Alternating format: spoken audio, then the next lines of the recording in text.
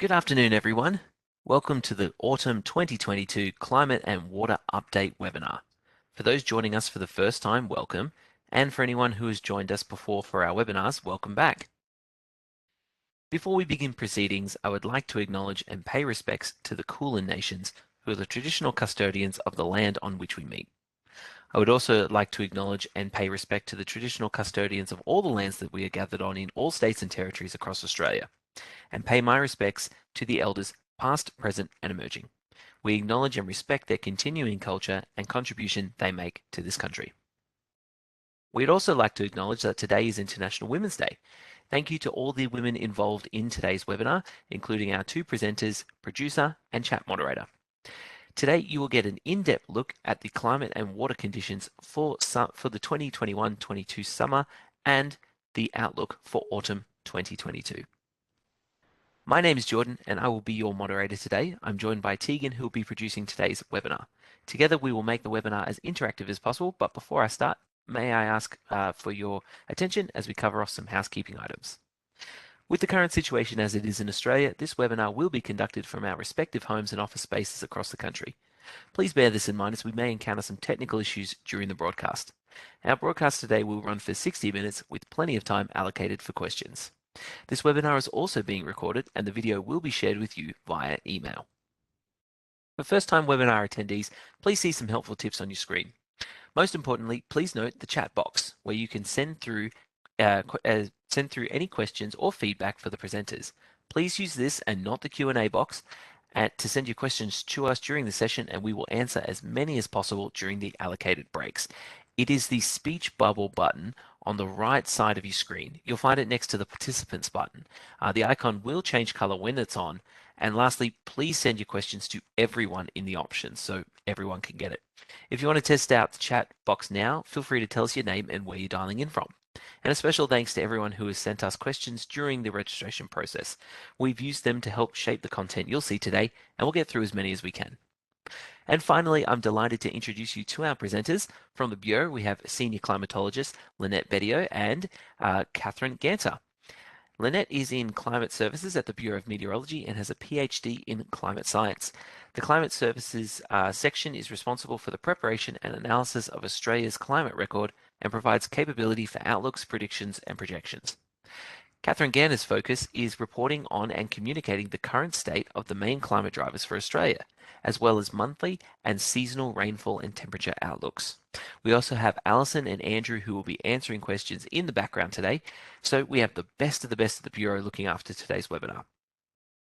Now, it's going to be a packed hour for you today, including the summer wrap-up, the climate influences, and also, of course, what you came here for, the autumn outlook. So let's not keep you waiting any longer and get straight to Lynette. She'll start us off with a look back at what has happened in summer 2021-2022. Don't forget, you can get your questions answered today, so send them in as soon as you think of them. Don't wait till the breaks. All yours, Lynette. Thanks, Jordan, and thanks everyone for attending today. I think it's going to be a really interesting session as we go through. And yes, please put your questions in the chat because if Catherine or I can't answer it, we've got some experts on the line that will be able to. So just wanted to look back, as we all know, looking to the future, we just need to understand where we are at the moment. So having a look back over summer, what happened over summer and how this might influence us going forward. So rainfall over summer. So we actually came out of the wettest November on record across Australia. So really wet conditions leading into summer. But then looking at this decile map, so the decile map, for those that haven't perhaps been to one of our webinars before or looked at these maps, what we do is we rank all summer periods since national records began in 1900. We rank them and we put them into what we call deciles bins, so into bins of 10%. So you can see that 1 on that key next to the graph is very much below average. That's the bottom 10%. that middle red colour, with that dark red lowest on record. Now, we didn't have very many lowest on record places except for a little bit in Western Tasmania there, but we did have some areas of very much below average, or the bottom 10% for summer across Western Australia, and below average across that southern part of Western Australia, and some parts of southeast South Australia there, and some parts of coastal parts of Queensland, though they did recover somewhat. They had been dry in recent months, and over a year actually, but they had quite a bit of rainfall in November, but then it turned dry, and also up into Northern Territory. We also had some above average rainfall, so that 10 being the top 10%, very much above average, and very small areas of highest on record you can see coming in there with that rainfall that we saw just a couple of weeks ago in northeast New South Wales and southeast Queensland, but a large area of very much above average, or the top 10%, through South Australia, through southeast New South Wales and eastern Victoria, and also through southeast Queensland and northeast New South Wales. So quite a varied picture around the country, but actually if you took the average, of the country as a whole, which I don't really like to do, but if you did, you'd get close to average summer for Australia, so 1% above the long-term average. And also, but again, it was varied across the country. So Tasmania was actually the had its fourth driest summer on record. So we've also seen some tropical cyclones throughout the summer impacting on Australia, and 6 for the season so far. And as I said, we had that really wet November leading into summer, but we then saw some drying out in some areas. And we've just looking at the link there, you can find out all this information in the seasonal summary for Australia, and there's also links to seasonal summaries for all the states and territories as well. So if you actually look at the breakdown of that rainfall over the individual months during summer, you can see that different patterns emerge. So December was quite dry over many areas, though again in that eastern coastal areas did see some above average rainfall. And though other parts of the country, such as those more southern parts of South Australia and Western Australia and into Tasmania and Western Victoria, that lowest 10% again, so of all Decembers on record. So very much below average rainfall. Some above average rainfall for parts of the Northern Territory, which was good to see after having some recovery in the monsoon season last year, but having had some quite dry monsoons before that. But then in January, it picked up a little bit. We saw some increased rainfall, above average rainfall, very much above average rainfall, top 10% over large parts of, especially the interior central parts of the country and parts of New South Wales there in eastern Victoria. And again, going dry in Queensland there, that Wide Bay, Burnett, Capricornia Coast area especially. And then in February, quite dry in northern parts of the country, though we did have that big rain event in the central parts where we saw flooding, and we saw flooding isolating those communities.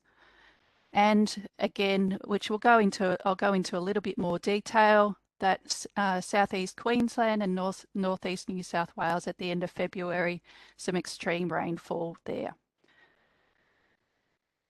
And I believe my colleague is putting links to all this in the chat, so please do check it out, because we do each month individually, and we also do a seasonal summaries as well, and we have an archive of those so you can look back at them. So what happened with temperature? You could see a lot of writing here, because temperature, there was a lot of things happening in maximum temperature. So I'll look at it as a whole. So again, with those deciles, lining up all the summers on record since national records began in 1910. And you could see large parts of Western Australia there were in the top 10% or very much above average. So really quite warm conditions over Western Australia and warmer conditions in much of the northern part of Australia. Where we had that increased rainfall in South Australia and New South Wales tended to be cooler or below average.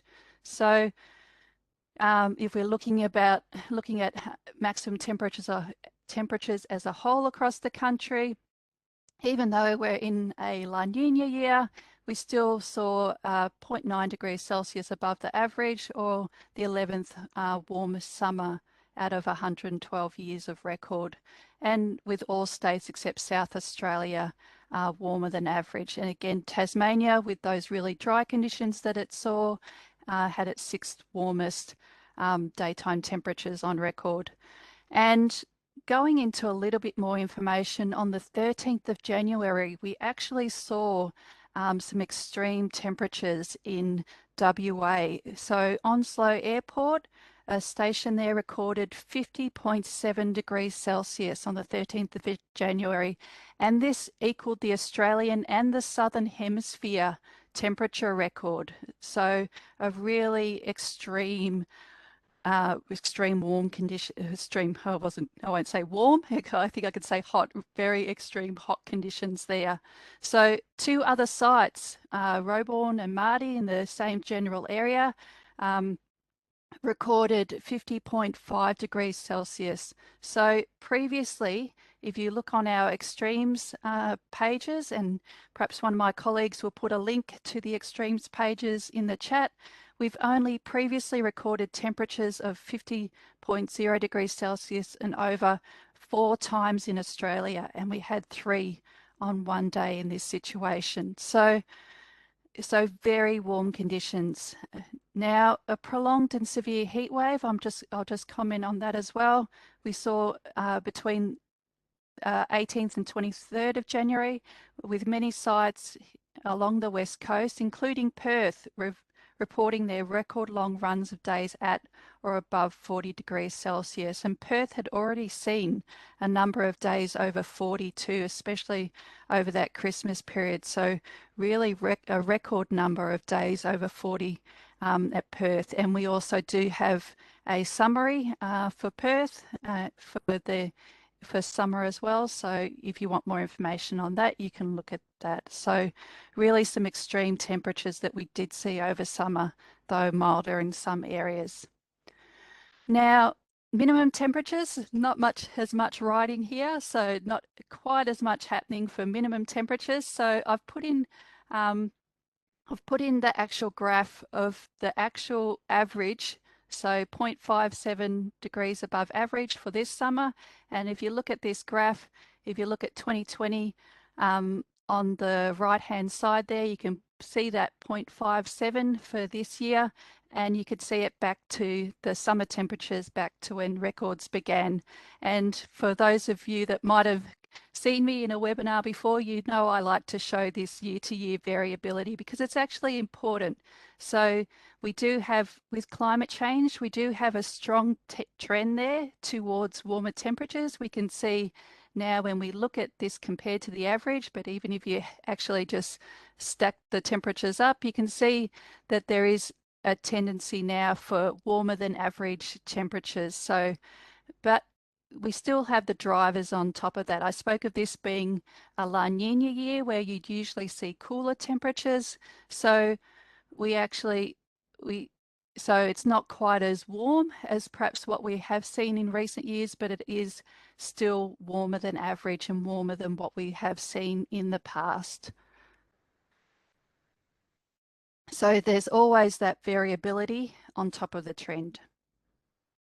So what happened with soil moisture? So soil moisture by the end of summer, with some of that rainfall that we saw in New South Wales and South Australia, was above average for much of central and southeast to east Australia. So So below average soil moisture for parts of southern WA, the northern NT and western Tasmania, just looking at November there and leading into summer.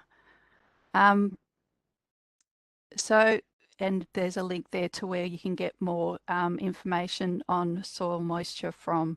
So, really important looking at the soil moisture and looking at that amount of water that's in the landscape. And similarly, we look at how it compares to, we can look at how it compares to other years.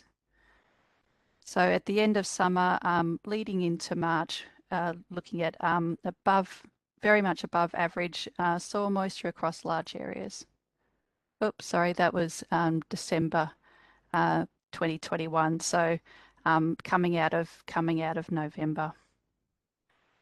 And so what does this rainfall mean for storage levels? So we all remember 2019 at the end of a really long 3-year drought, and then we went into a La Nina in 2020, and we started to come out of some of those drought conditions. We did start to see some increase in storages. So at the start of 2021, we saw in the northern part of the basin especially, there was some slight recovery, but still only 26% full, those storages in the northern part of the basin. But with that La Nina, with that flooding event that we saw in March last year, with that wet November, so the La Nina going around again for another year that we're currently in the middle of. We can see that those storages now 90.9% compared to 26% this time last year. So a huge jump in storages across the northern part of the Murray-Darling Basin. And likewise, we don't see as much of a that jump like we do in the more tropical northern part of the basin, but the southern part of the basin, we also see that jump in storages from close to 60% last year to 87.9% currently. What I was talking about with those monsoons, we are starting to see some rainfall. Currently at 82.1% in those more northern areas, but compared to 56.4% last year. So some recovery, but you really expect to see at least once every few years to see that fill up. So hoping for some more increases in the storages there. And looking at Tasmania, really similar to what we saw last year. So there was a little bit of recovery last year, but it has been drawn down again over summer and with those dry conditions that we saw in Tasmania. So a little bit of information about the recent flooding events that we've seen. So I won't go into it in a lot of detail because we're going to be having reports on that coming out in our standard products and also reports specific to the event. But I thought it was important to actually just have a little bit of discussion here about some of what we did see. So Southeast Queensland, we saw some extreme rainfall, and for Southeast Queensland, we saw some really high totals over a number of days. So I've pulled out the stat here, which I think really shows that. So the Brisbane City Gauge recorded 3 consecutive days over 200 millimetres from the 26th to the 28th. So it had never previously had 2 days in a row over 200 millimetres and had only recorded previously 200 millimetres in a single day 8 times before, and then it had 3 in a row. So some really extreme rainfall coming then. And you can see the impact that had on the storages. So the storages in Wivenhoe were actually not high. They were up to around 57%. And you could see this time last year around 36%. So those catchment areas had missed out somewhat of that La Nina rain, that really increased rainfall that we had seen in some areas. But they saw the Wivenhoe, the storages saw the largest increase observed in the historical record at Wivenhoe from the 25th to the 28th of Feb. So I think it jumped up to from around 58% capacity to 161.3% capacity. So a huge jump there. So you can if you squint, you might be able to make out that that slightly pink shading at the end of the graph there, but just a huge jump. So in northern New South Wales as well, what we saw on the 28th of Feb, so to 9 a.m. is when we measure our rainfall. So numerous sites in the northern rivers recorded daily totals in excess of 500 millimetres. So just a very large amount of rainfall there. So the highest total that was observed in the standard network, so 701.8 millimetres at Upper Coopers Creek. It was the highest daily total in that standard New South Wales network since 1954 and in Australia since 1998. So the third highest total on record for New South Wales. So really, so some really extreme rainfall there. So just I know, and I might, if we have some more questions, I might talk about this in more detail. And it's important, I know some of you will have some questions around climate change and the impact, and that's actually something important to look at. So a warmer atmosphere can hold more water vapor. So from physics, we know that a warmer atmosphere can hold more water vapor than a cooler atmosphere. And just this relationship alone can increase the moisture in the atmosphere by 7% per degree of global warming. And that can cause an increased likelihood of heavy rainfall events. But the exact contribution of climate change to this event will be something that we will look at and study going forward. So moving away from flooding to fire activity on the other side of the country. So we saw that that Western Australia had quite a warm and dry summer. So from April to October, that main growing season in that southwest WA region was actually one of the wettest wettest that they've seen in since well, certainly this century, but in around 30 years. So really wet growing season, and so there was a lot of vegetation going into summer. So looking at this map here, we show the forest fire danger index deciles. So that map of the fire weather conditions. So looking at the drought conditions, looking at temperatures, looking at rainfall, and we can see in southwest WA, a large area was the highest in period, so the highest summer values on record for that December to February period. So really, so those fire weather conditions, and what we did see on the ground was some significant bushfire incidents over that summer period in Western Australia. So I think I'll pause there, and Jordan might want to see if there's any questions. I know my colleagues have been busy answering, but Yeah, they have been because there's been so many that have come through. Thanks for starting us off today, Lynette. Before we find out more about what what we can expect for autumn, let's get to some of your questions. Now, remember, you hit the little speech bubble button on the right of your taskbar. It's right down the bottom, and start sending them in. It'll change color so you know that you're actually talking to us, and please make sure you're sending them to everyone as well. So not just Lynette, myself, Catherine, but also our team in the background of Alison and Andrew can answer those as well. We have our full team on deck today.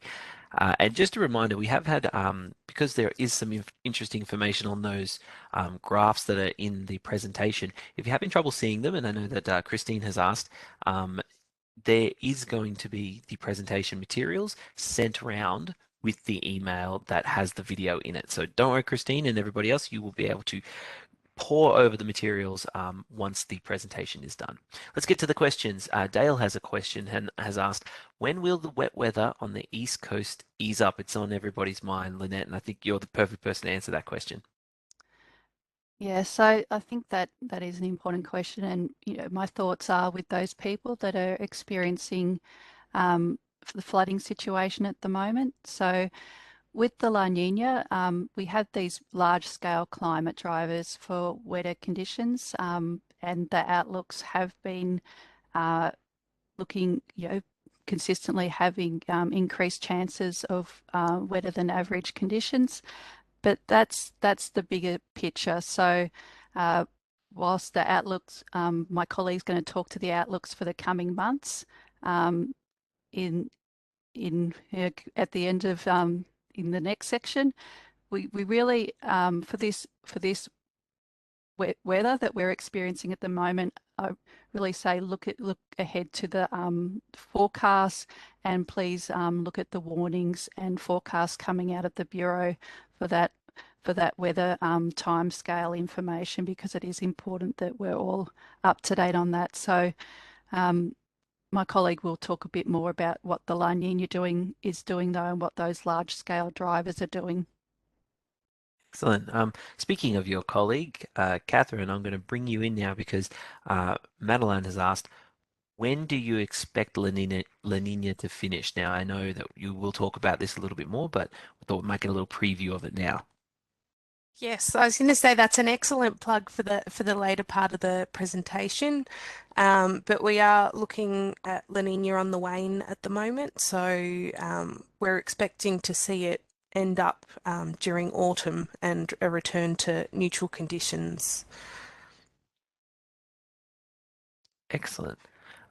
We also have a question from Jade has said, how has a lack of rain in northern Queensland affected the region? Lynette, you'd probably be the best person to ask. Um, well, Well, one of the consequences, so that rainfall is that at the moment they're currently some of those northern Queensland regions are currently experiencing a severe heat wave conditions, and also the Northern Territory. So again, my thoughts with those people experiencing those conditions. Please take care of yourself and your neighbours, and stay safe. And yes, so with that lack of rainfall, with those systems, also bringing in the heat. So just again, please keep an eye on the warnings for those heat wave conditions. Okay. This one is for Catherine. Um, this is always a popular question around this time of year whenever we do a webinar. Has the autumn break arrived early, or will it arrive late in certain areas of the country? So Jordan, this question is actually wonderfully timed given that there's been a bit of rain at the start of March. So um, there's quite a few different ways that you can measure the autumn break. And one of the ways that we look at is either the earliest date of 25 millimetres of rainfall in 3 days, or 30 millimetres of rain over 7 days from the 1st of March. Um, and with the rain that we've seen in early March, the autumn break criteria has actually been met along much of the east. It doesn't quite meet it in parts of Western Victoria, but the rest of Victoria does. So, and areas further west, such as South Australia and WA, um, have not yet met the autumn break criteria. So, yeah, there's some promising signs there. Okay. Jen has messaged and asked, could you please explain more about what caused the flood disaster in southeast Queensland and northern New South Wales / East Coast New South Wales, and the role climate change had in this? Lynette, you kind of touched on that in your presentation.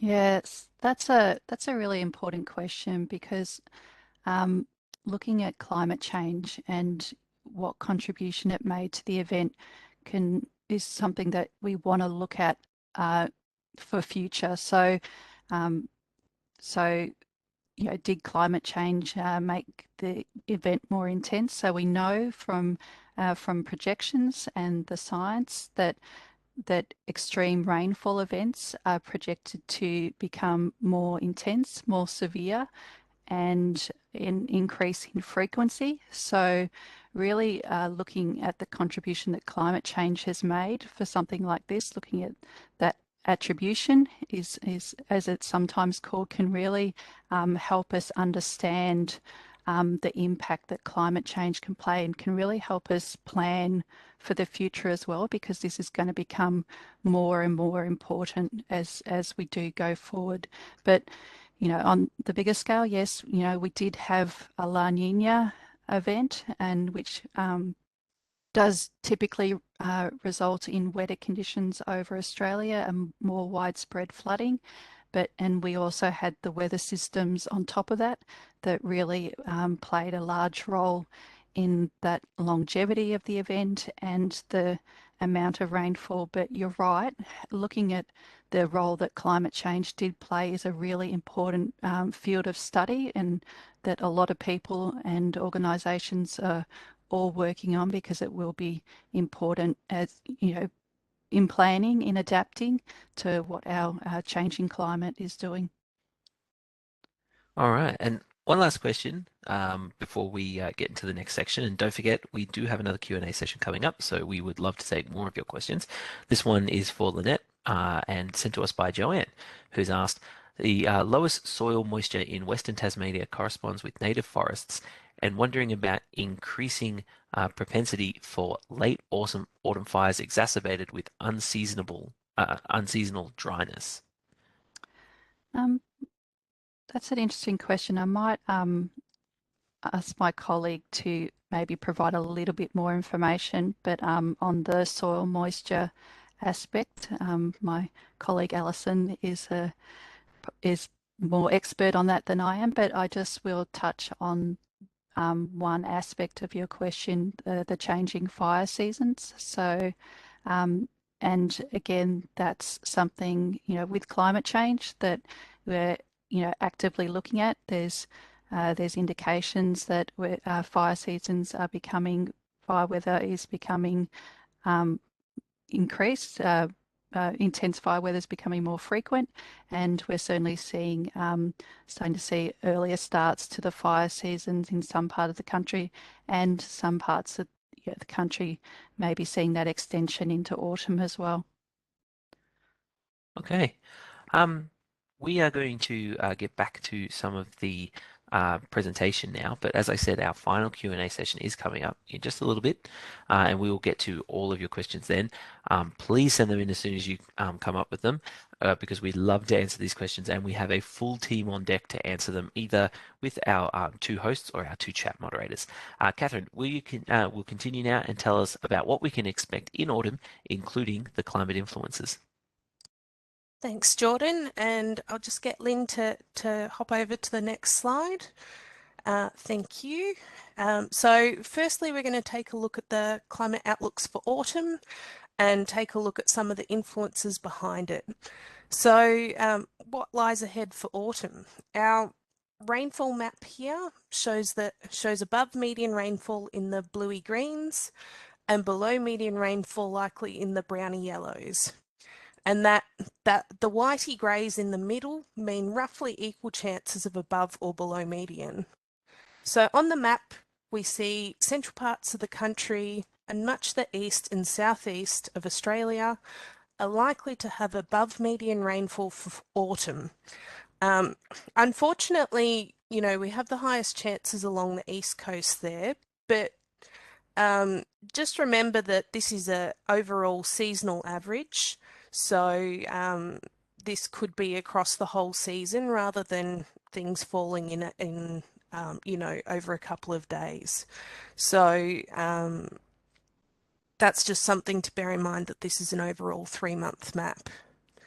The other thing to note about this map here, the chances of a wetter season is a bit lower further away from the east coast. I'll just get you to go to the next slide, please, Lynn. Now, these outlooks here are new as of late last year, and it's the first time presenting these here. So these maps show the likelihood of unusually wet or dry conditions occurring this autumn. And by this, we mean the top or bottom 20% of observations. So what's the chance of falling into the top or bottom 20%? So on the right here, we have the chance of unusually dry conditions for autumn. Now, given the outlook that we just saw was for neutral to wetter than average conditions, we wouldn't expect this map to be too significant. So those yellowy browns show a high chance of a dry autumn, and there's none of that colour on the map. That pale grey that you see across the southeast actually shows the chance of dry is less than usual. On the left there, we have the chance of unusually wet. And this one has a bit of colour, and as we might expect with that signal we saw across the east coast, we can see that there's an increased chance of an unusually wet autumn along most of the east coast of Australia and down into southern Victoria and eastern Tasmania. So yeah, these are new outlooks and they're available on our website. I've got the link there at the bottom. I might be able to prompt Andrew to send the direct extreme link in the chat box, hopefully. Next slide, please. Okay, so let's take a look at the temperature outlooks. On the left here we have maximum temperature outlook with the reddy pinks showing an increased chance of warmer autumn days. And a small area along the New South Wales east coast is blue, and this means there's an increased chance of cooler autumn days. On the right there, we have autumn minimum temperatures, and the whole country is looking at warmer autumn nights. And you'll see much of the country there is in the deepest red colour. Thank you for sending that link, Andrew. Much of the country is in that deepest red colour, which is greater than 80%. And when we reach that level, we don't just say it's likely, but we say it's very likely to have warmer autumn nights. Next slide, please. So, like the extreme rainfall outlooks, we also have the same thing for temperatures. I've left off the cooler extremes today since they're mostly white or grey, so these ones are the ones with a bit of colour. And these maps here show the likelihood of unusually warm days or nights occurring in autumn, with the yellowy reds showing increased chances. And again, we're looking at that top 20% of observations. And what do I mean by observations? We've looked at that over a period of 1981 to 2018. So it is in the recent time period. So for maximum temperatures, much of the west, north, and far southeast are looking at an increased chance of unusually warm autumn days, with chances highest across much of northern Queensland, extending into areas south of the Gulf, and also in Western Tasmania. And for minimum temperatures on the right there, as you might expect from such a red map that we saw before, most of the country has an increased chance of unusually warm nights, except for that small area near the WA and South Australia border. And similar to days, the highest chances are across the north and southeast of Australia. Now, I love numbers, so I'll talk a little bit of numbers on this one. Parts of Cape York Peninsula and also Tasmania, I'll just draw your attention to them. They have pretty high chances of this occurring, and the chances there are over 70%. And this is a pretty high chance for an extreme outlook. Next slide, please, Lynn. Now let's take a look at the streamflow outlook for February to April. Those dark blue spots there show high flows are more likely, and this is the case for many parts of the country. And unfortunately, we've just missed out on getting the updated autumn outlook. This is coming out tomorrow, so that link there at the bottom, seasonal streamflow forecast, we'll see an update tomorrow. I can't imagine we'll see too much of a change to the current situation though. May potentially more dark blues across parts of Queensland. Next slide, please, Lynn. So the autumn bushfire outlook from the fire agency AFAT has also come out, and this outlook takes into account things like recent conditions, fuel on the ground, and also forecast conditions.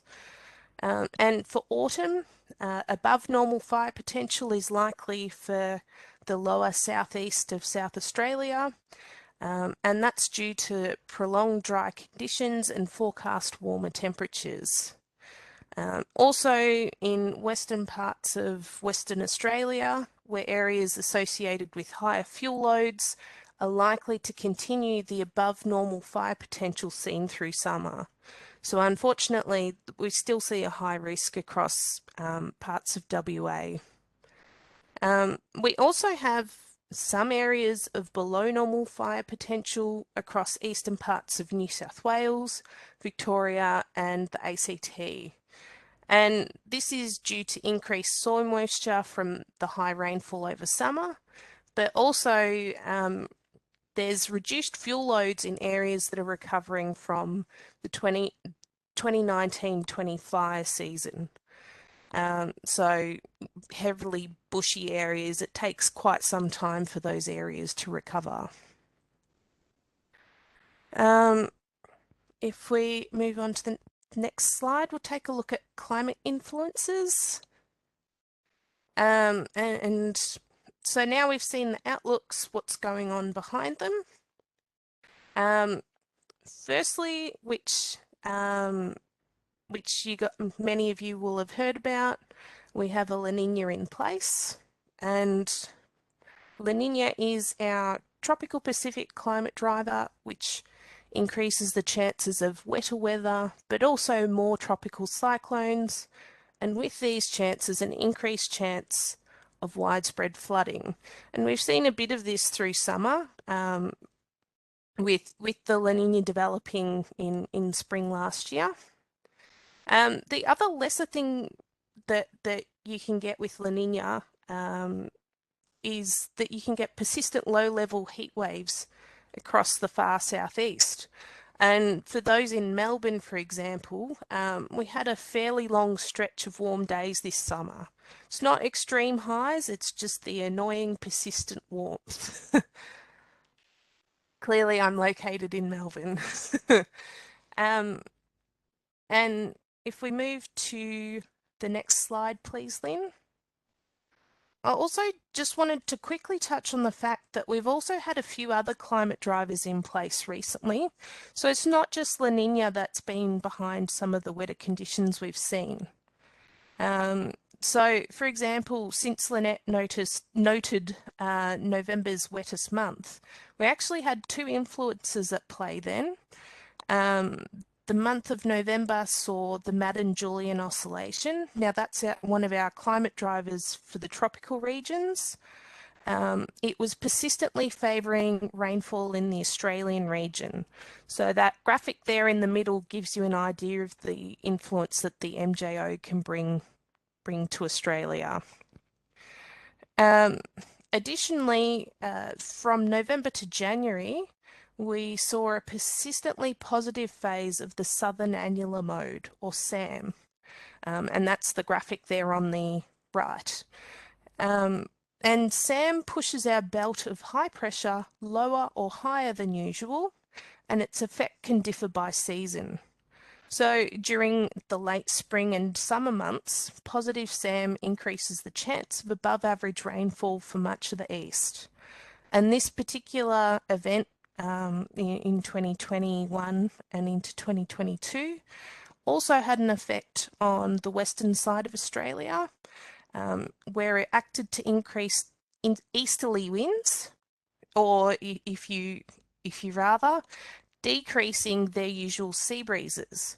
And this is what contributed to some of the extreme heat seen in Western Australia. So although there's not a rainfall signal there on the map, it's one of the things that can influence Western WA. Now, SAM has little influence on autumn rainfall, so I've not included an outlook slide for SAM today. But if we move on to the next slide, we can take a look at the outlooks for La Nina. Now, these are the international models that we look at for La Nina, so they're all in their different colours. The Bureau is the red one, which is not very visible now. I'm looking closely. So what do the outlooks for La Nina show? They show that La Nina is easing up now, and a return to neutral is likely during the autumn months. So you can see by winter, all models are very clearly in the white or neutral range. And the neutral range means neither La Nina nor El Nino. So if we move to the next slide. And just for those who need a memory jog, El Nino is of course the opposite end of the pendulum to La Nina, so it typically brings drier conditions. So in terms of the next few months, La Nina is past its peak with a return to neutral during autumn. However, our La Nina influence, the La Nina influence on Australian climate can still be felt even as the La Nina weakens. So, for instance, the recent wet conditions across the east coast have been occurring as La Nina has been weakening. Lynn, can we just go back one slide for a moment, please? I just wanted to touch on, Michael has asked why one of the models is saying more La Nina. Sometimes it's hard to work out why models are showing one way or the other. So what we look for is the most likely set of conditions ahead, and the vast majority of the outlooks are heading back into that neutral range. So a return to La Nina is unlikely at this point, based on 6 of the 7 models going back to neutral. If we can jump forward 2 slides, please. Okay. A quick nod to the Indian Ocean. Our Indian Ocean dipole isn't in play during the December to April months, and this is because the monsoon trough shifts south over the tropical Indian Ocean, and that alters the broad scale setup there. So the Indian Ocean dipole can't start to influence us until much later. So keep an eye on the Indian Ocean dipole for later in autumn to see what the outlooks are suggesting. And if we go to the next slide, to summarise, La Nina is waning and Enzo is expected to return to neutral in autumn, and neutral is neither La Nina nor El Nino. And La Nina is typically associated with wetter than average conditions, while neutral Enzo has little influence on Australian climate. The southern annular mode is currently neutral, but we typically see very little effect from SAM during autumn. And similarly, the Indian Ocean dipole is also neutral, and it has little influence on Australian climate during December to April. And lastly, and it's not It's not meant to be a throwaway, but it is the last one that I've listed there. We do also have our long-term warming trend that also plays a part in our outlooks. So all the climate models are modeling the world. So you have automatically climate change incorporated into these outlooks by the observations that are taken into the model. If we go to the next slide, I'll pass back to Jordan. Awesome. Thank you, Catherine. That was fantastic. And of course to Lynette as well. I hope that gives you a lot of information on what to expect in the next few months. I'd like to invite both the presenters back to join us again so we can take more of your questions. This is a great and actually your last opportunity to ask something of all of our panelists. So please start sending them in and we'll get to as many as we can. Now, Catherine, this one has come from Perina, and I do hope I've said that correctly. Do you have any idea as to when the western area of Tasmania will start to receive rain? That's a good question. I mean, the important thing to note here is that the outlooks show the likelihood of above or below normal rainfall.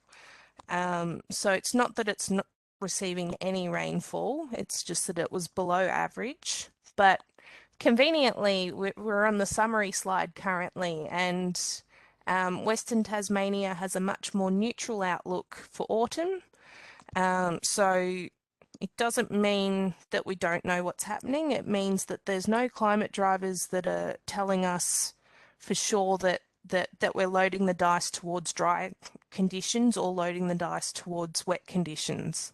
So it's the last few months have been on the dry end, so this may well be a shift towards more neutral. Okay. Lynette, I'd like to invite you to come back in. Carlos has asked, what is the difference between normal flow and near median? Well, I might again throw to my colleagues. I'm sorry, I can't actually remember that one. It might be that normal flow is related to the seasonality of the river systems, but I will leave it to my colleagues in the chat. Sorry, that especially Alison, that may be able to shed more light on that. Sure thing, Carlos. Wait for the watch the chat, and we will get back to you soon. Now, Paul has sent a message in, and Catherine, I think you're perfect person to answer this. Is it reasonable to assume that the next El Nino we experience will be as extreme in the opposite direction to the current extreme La Nina?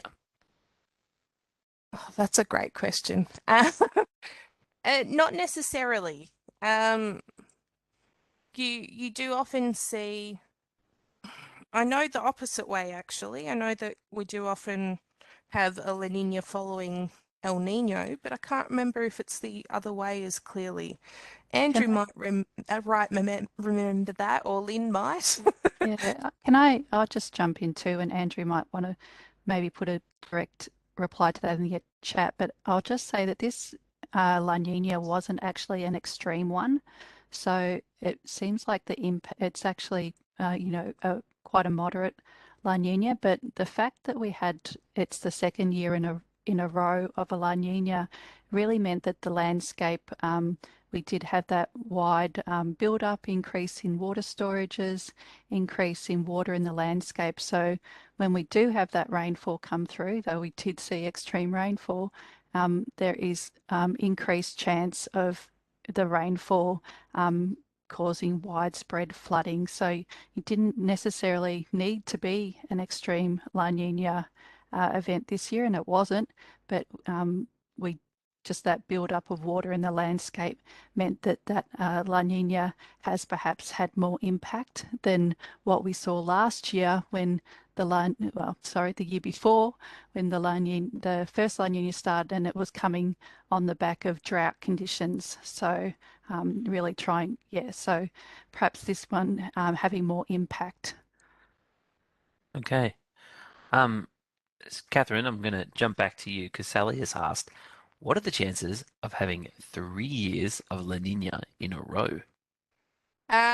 We've had that, I think, once or twice in our records since 1900, so it's rare, not unheard of. Yeah, rare but not unheard of. Okay, so it might happen. That would be incredible. I don't know, like another year like this. I don't know. Lynette, I'm going to jump back to you. And Dale has asked, looking forward, this is the combination of below average rainfall, above average temps, average soil moisture, and above average fire danger index for Townsville and Mount Isa area indicate a higher than normal bushfire risk later in 2022. Is that something that we can say? Probably not at this stage, because it does have a lot of. So when we do our bushfire outlooks we do take those factors into account, and we work with fire agencies, with AFAC and fire agencies in each state who put out the outlook. And one of my colleagues might want to put the link to the most recent one in there, or the AFAC website. And we really work with their expert on the ground knowledge of what the conditions are. So, things like, have they been able to, I suppose, do any prescribed burning if around the country, if that's something that's in their management plan, but looking ahead. So it's really probably closer to the time. So we put out those outlooks 3 months in advance. So keep an eye out for later in 2022 when we come to it, and have a look at the current autumn outlook, because there's some really valuable information in there. Okay. Catherine, Satpal has asked, is an East Coast low currently dropping rain related to La Nina conditions? Lynette, did you want to answer that one? Because I haven't looked at East Coast lows too much recently. Have you had a look at that? Again, my colleagues might want to put, I think it's one of those long questions. They might want to put some more information in the chat. But just again, the La Nina having those warmer waters near Australia, with the La Nina event having those overarching conditions, can increase, I suppose, some of the likelihood. But you're really looking for that weather setup as well. All right. Well, that looks like all the time we have questions for today. There was a lot of information there. So if you did miss the start, Lynette, would you like to summarize what we spoke about today and where to find more information? Yeah, so I spoke about what we saw during summer. So we did see summer rainfall was near average overall, but it was wetter than average in those central and eastern areas, and dry for many areas in the northern parts and the far southern parts of the country, especially Western Tasmania, that eastern South Australia into Western Vic, and southern parts of WA. And the La Nina is continuing, but it is weakening, though it can still impact globally and Australia as it does weaken. And the outlook ahead is looking for wetter than normal, wetter than median conditions for parts of central and eastern Australia.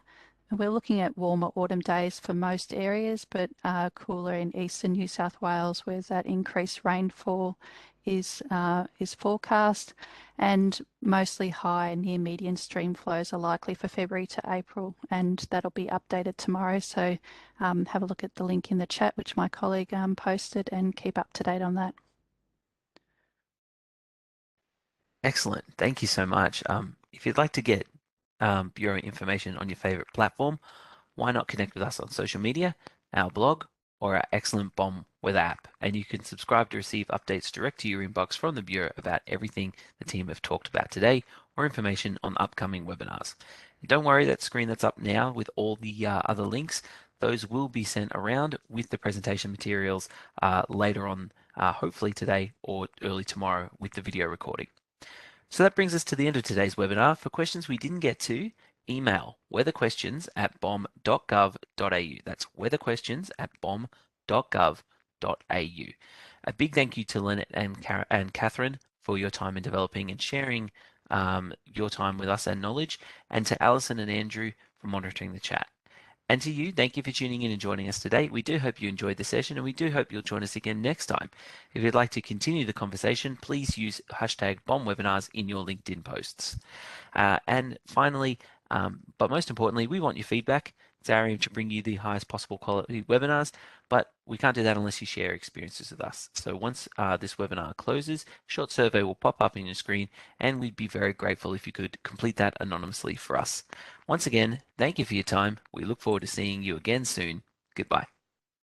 Thanks, everyone. Thanks. Bye.